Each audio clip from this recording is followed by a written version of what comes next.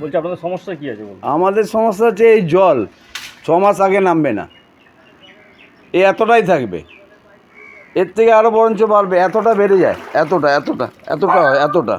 তাহলে এখানে একটা মানুষের ঘরে জল ঢুকে যাচ্ছে সারা, মানে আজকে 6 মাস ধরে একই অবস্থা। এখনো বর্ষা আরম্ভ হয়নি, তাতে এই অবস্থা। এরপরে যদি ভারী বর্ষা হয় তাহলে কি অবস্থা হবে? জল নিকাশির কোনো ব্যবস্থাই নেই। জল নিকাশির ব্যবস্থা সেখানে সব বেআইনি বাড়ি করে বন্ধ করে দিচ্ছে রাস্তা, সব বেআইনি বাড়ি করে বন্ধ করে দিচ্ছে রাস্তা। এখানে পুরো বেআইনি বাড়ি আছে? হ্যাঁ, বেআইনি বাড়ি আছে পুরো, কোনো কোনো মানে ক্যালকুলেশন নেই, কিছু নেই। যে রাস্তাটা দিয়ে জলটা পাস হবে সেই রাস্তায় বাড়ি করে দিয়েছে। আগে কিন্তু এত জল জমতো না, এই বছর 3-4 ধরে এত জল জমছে।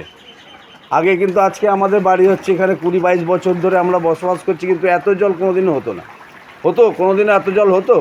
কোনোদিনও হতো না। এই রিসেন্ট যে বেআইনি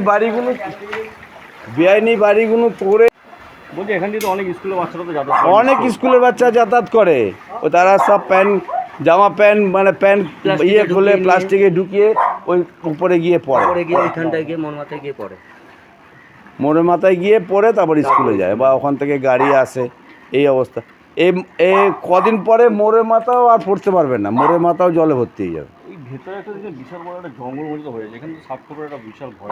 বিশাল ভয়, সাপ খবর মানে তো রিসেন্ট 2জনকে কামড়েছে সাপে। হ্যাঁ, 2জনকে কামড়েছে। আর এখানে সব থেকে বেশি হচ্ছে চন্দ্রবোড়া সাপ, সব থেকে বেশি হচ্ছে চন্দ্রবোড়া সাপ। আপনার নাম? আমার নাম হচ্ছে প্রদীপ দে। এটা ঠিক হচ্ছে লোকনাথ মন্দির, আনন্দনগর লোকনাথ মন্দির, চার্চের গলি।